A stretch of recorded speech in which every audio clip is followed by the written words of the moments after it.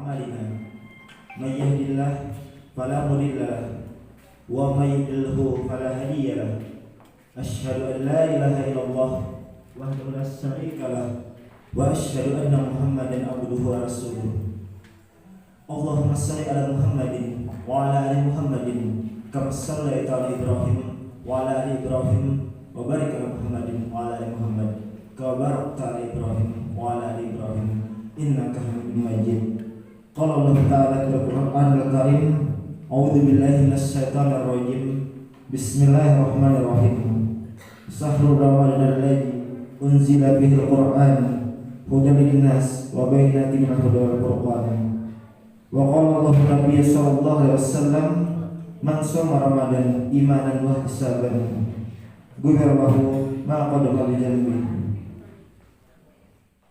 Baiklah para jamaah sekalian, sebelum kita memulai pengajian pada pagi hari ini, marilah kita mengucapkan basmalah secara bersama-sama.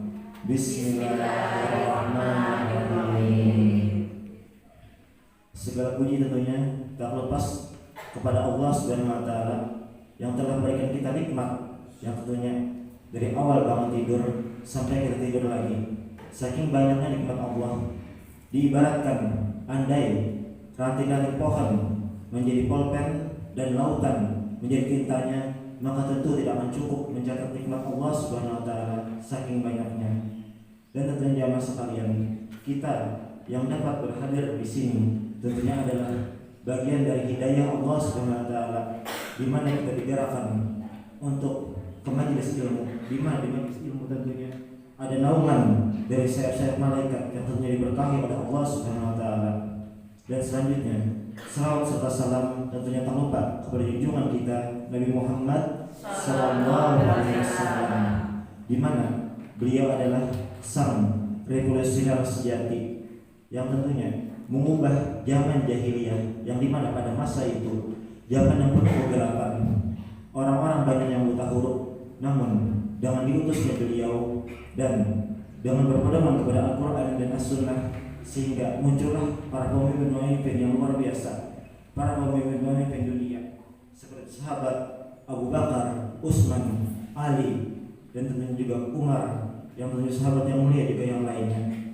Jamaah sekalian, tentunya suatu kebahagiaan bagi kita dengan nikmat iman, Islam, dan juga tentunya ihsan, sehingga kita terlahir sebagai seorang yang muslim, dan tentunya nikmat yang kita rasakan saat ini adalah beragama Islam. Baiklah jamaah sekalian, jamaah pagi ini yang semoga senantiasa dirahmati oleh Allah Subhanahu wa taala, kepada Pak Usman yang saya hormati selaku bersekolah, dan tentunya semua staf guru-guru yang saya hormati, dan para guru-guru sekalian, dan para murid yang saya cintai. Baiklah, yang tentunya selanjutnya saya akan perkenalkan diri. Perkenalkan, nama saya Muhammad Nur, asal saya dari Kalimantan Tengah. Dan di sini saya jadi kalau Kalimantan Tengah ke Solo itu tuh tidak ada jalur daratnya. Jadi kalau saya ke sini itu tuh harus jalur udara atau jalur laut gitu. Jadi kalau naik pesawat itu kurang lebih 1 jam waktunya. Tapi kalau naik kapal itu kira-kira 1 hari lebih kalau naik kapal di pelabuhannya itu pun jauh dari rumah saya. Dan alhamdulillah di Solo saya sudah memasuki semester 8. Doakan ya semoga cepat lulus. Allahumma amin.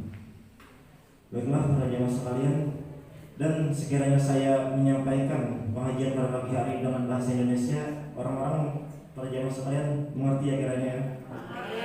Karena bahasa Jawa itu bisanya cuma baru beberapa kata aja.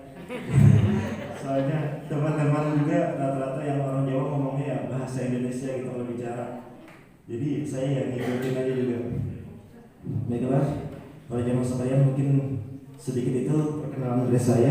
Adapun pengajian kita pada hari ini yaitu adalah Ramadan bulan pendidikan atau Syahrul At-Tarbiyah, yang tentunya di sini kita banyak diajarkan mengenai tentang pendidikan.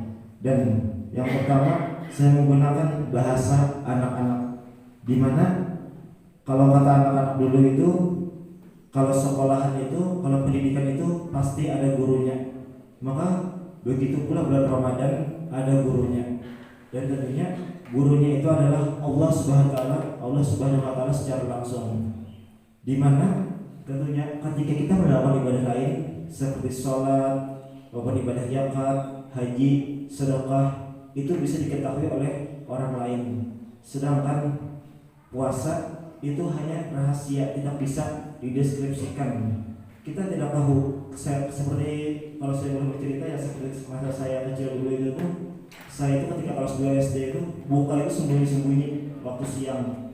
Jadi ketika itu saya lanjutkan lagi puasa sampai asar, dan ketika itu saya minum air katakan bapak saya, lalu bapak saya marah itu tuh, padahal saya sudah buka siangnya.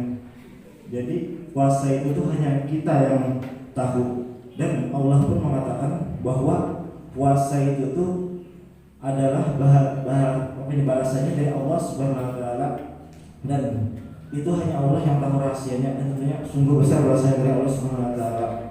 Dan tentunya wahai para jamaah sekalian, anak-anak Ramadan juga bertanya bahwa Allah Subhanahu wa taala di bulan Ramadan disebut bahwa bulan tarbiyah, di mana bulan pendidikan, karena ketika berpuasa tadi itu kita dididik, dilatih berbagai hal, diantaranya pendidikan kedisiplinan.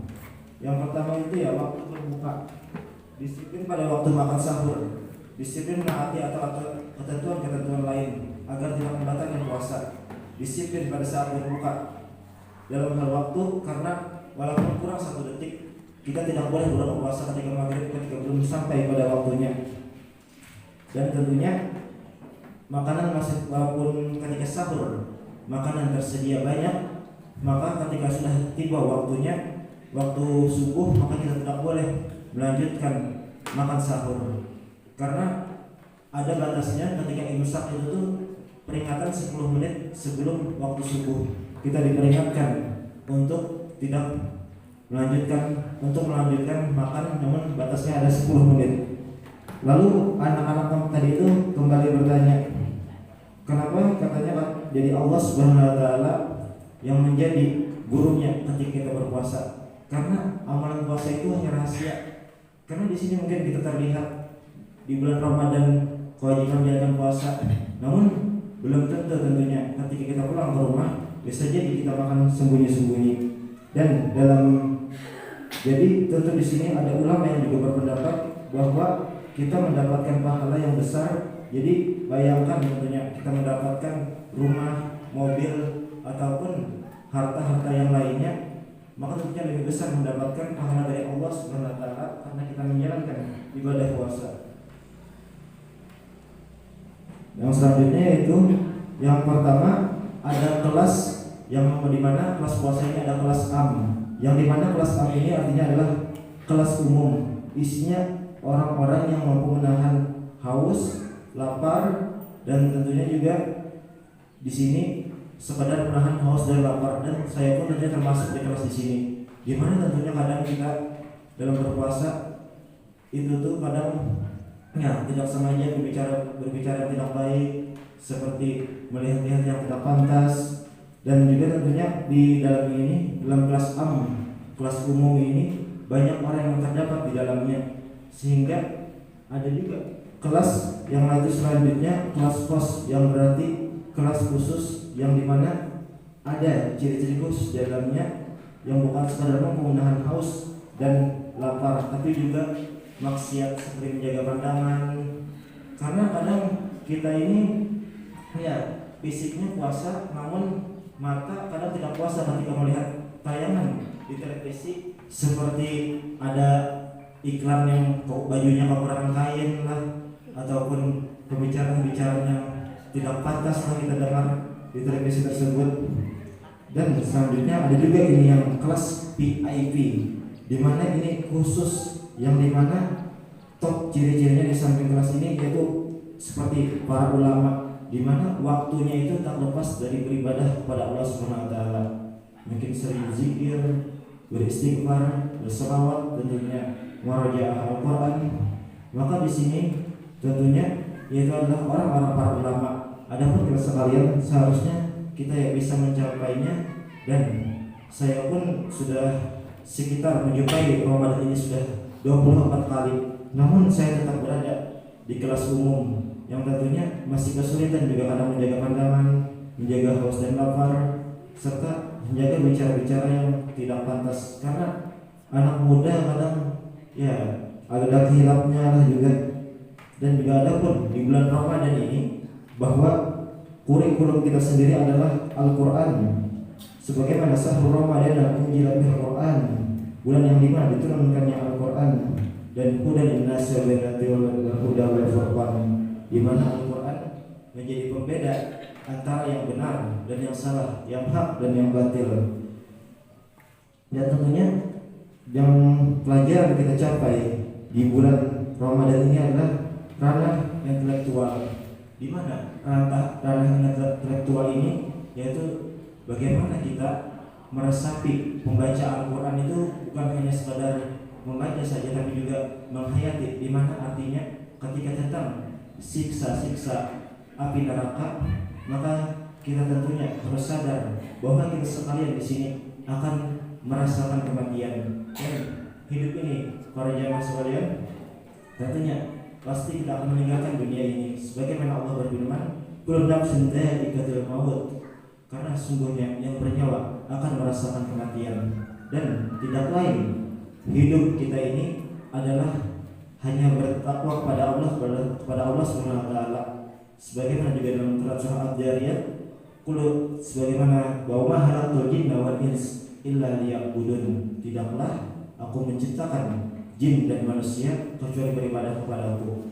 Tapi tentunya semua perkara dalam seorang muslim adalah ibadah. Sebagaimana tentunya kita bekerja menafkahi keluarga itu bagian dari ibadah, di mana tentunya ada suatu kewajiban. Namun ketika tiba waktu sholat, kita harus berhenti mengerjakan sholat untuk sementara dan lanjut bekerja lagi. Sehingga tentunya patut kita contoh seperti di Mekah atau di Madinah, mereka ketika tiba waktu sholat itu mereka tinggalkan toko-tokonya, pergi mengerjakan sholat dan lanjut bekerja lagi. Dan tentunya jamaah sekalian, dalam kita beribadah itu adalah bagian dari hidayah Allah Subhanahu wa taala. Sehingga ada orang yang tentunya mendapat hidayah atau sadar beribadah kepada Allah Subhanahu wa taala ketika mendapat suatu ujian penderitaan, seperti seorang pejabat hilangnya jabatannya, dan seorang pedagang bangkrutnya dia, ataupun orang yang dihilangkan, ataupun orang yang ditinggalkan oleh orang yang dicintainya, sehingga dia sadar harus beribadah kepada Allah Subhanahu wa taala. Maka beruntunglah kita yang tentunya tidak melalui penderitaan tersebut mendapat hidayah, digerakkan beribadah kepada Allah Subhanahu wa taala.